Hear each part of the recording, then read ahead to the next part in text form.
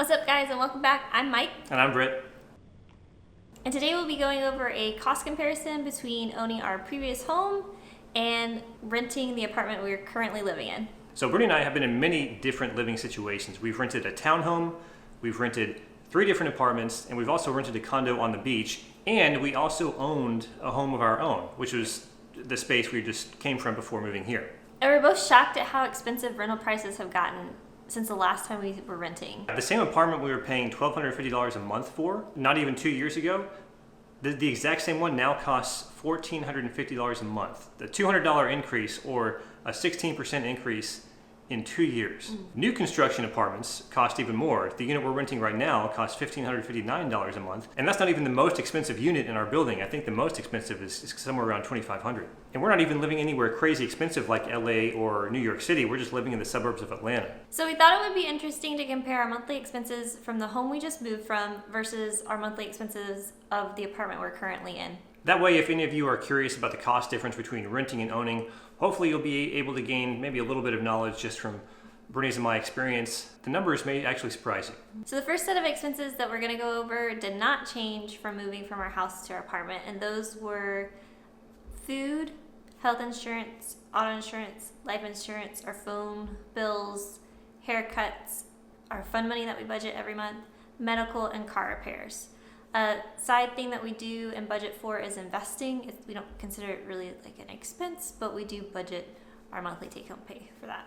All right, if we move down here, these items did change going from living in our house to now living in this apartment. So the first thing that changed is the amount of money we're paying every month just to live where we're living. So before in the house, our mortgage was about $1,450 a month. Now our rent payment here at the apartment is $1,559 a month. That's a substantial increase from our house. I mean, we're paying more money to rent an 850 square foot apartment than we were for our mortgage payment on a 2,000 square foot house. Utilities was something else that changed. So in the house, we were paying on average $160 a month. Here at the apartment, we are expecting to pay around $125. Our utility bill for this last month was only like $60.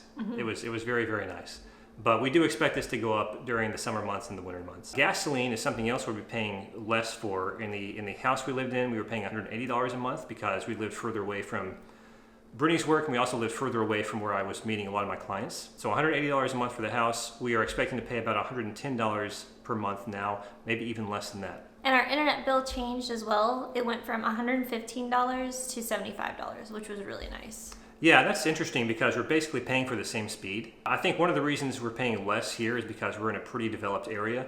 There's a lot of phone lines, cable lines, fiber optic cables for internet going everywhere.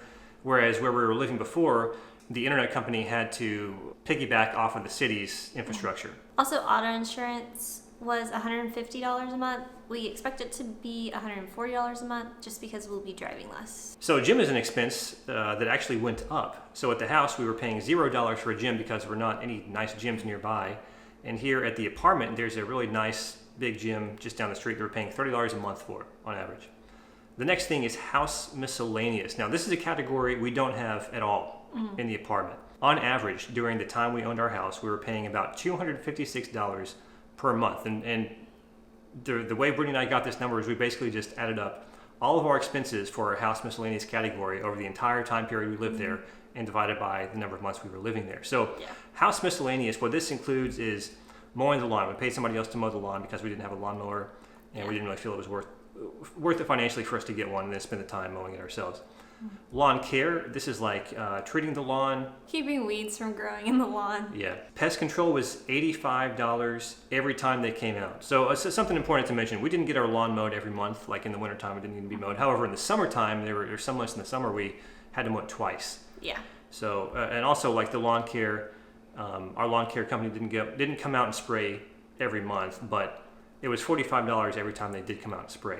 Pest control, same thing. I think on average we got pest control every 2 months, something like that. We had a decorating budget at first, in that some months we wouldn't spend anything, and other months it'd be up to $500. Yeah. That was just odds and ends we were trying to fill the house with. Cleaning supplies, we went through cleaning supplies in our house a lot more quickly than we expect to here. Just cleaning a 2,000 square foot house can be very, very different than cleaning an 850 square foot apartment. Yeah. There was also an HOA fee that came out to about $42 a month associated with the house. So again, on average, $256 a month for just this one category. Now, you guys may be wondering, like, well, isn't there some sort of like utility or maintenance fee that would include these items here at the apartment, but that we're just not paying for it out of our pocket? Yes, there is. So there's like a maintenance fee we have to pay the apartment complex that covers most of this stuff. However, we're including that in our utilities here, whereas at the house, we had to pay for those separately, if that makes sense. So, Yeah. so all this stuff down here is pretty much included in our $125 utility monthly payment here. Okay, so totals for the house, $2,311 per month on these expenses here that changed.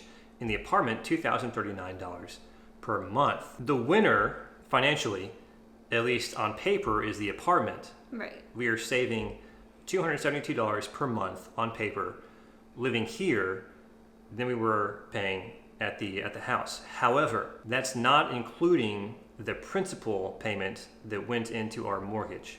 The mortgage was $1,450. Some of that was principal, some of that was interest. Actually, the vast majority of that was interest, a little bit was principal. If we include the principal that went into the mortgage payment, our savings here at the apartment is actually only $57 a month. So we're still saving a little bit of money living here, even with our super high rent payment. Yeah.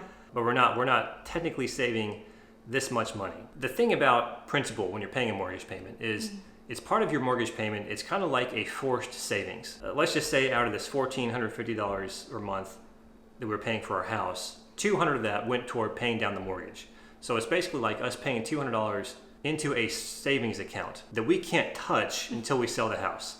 It's technically not money that we're giving away to somebody never to be seen again, but it is still technically money we're giving away that we can't touch. Okay guys, so that was our monthly cost breakdown between the house we used to live in versus the apartment we're living in now. And as you can see, there's pros and cons to both and trade-offs, and at the end of the day, your situations may change and one may work out better than the other. And our experience is gonna be different from you guys. It's just depending on a bunch of factors, like how big of a house you live in, how big of an apartment you live in, how many bedrooms and bathrooms it has, where you're living, things like that. So what Brittany and I don't want to have happen is to you guys think, oh, well, our situation is going to be the exact same as yours may be.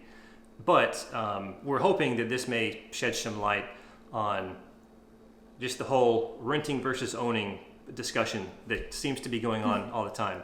And like Mike was saying, your experiences may be a little bit different than ours. You could still look at the cost breakdowns, kind of like we did in our monthly budget, and see and start to calculate maybe one would be better versus the other for you. And with that being said, you guys, thanks so much for watching. We appreciate it. If this video was helpful in some way, give it a huge thumbs up. It helps out our channel tremendously with the YouTube algorithm. And you can follow us on Instagram at It's Mike and Brit. We post there every now and then. Yeah, thanks again, guys. We'll see you next time. Bye.